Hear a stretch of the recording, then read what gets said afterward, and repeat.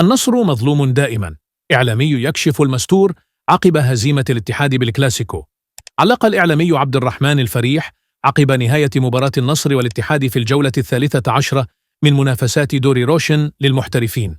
وكتب الفريح عبر حسابه الشخصي بمنصة إكس قائلا: أكثر فريق سوق للدوري السعودي هو النصر، أكثر فريق جلب متابعات مليونية النصر، أكثر فريق جلب القنوات العالمية أيضا النصر، أكثر فريق جعل أنظار العالم تتجه للكرة السعودية هو النصر، لكنه في المقابل مظلوم بدون استقرار إداري وفني وفوضى عارمة فيه، بدون أي تدخل من الصندوق وإقصاء العابثين فيه.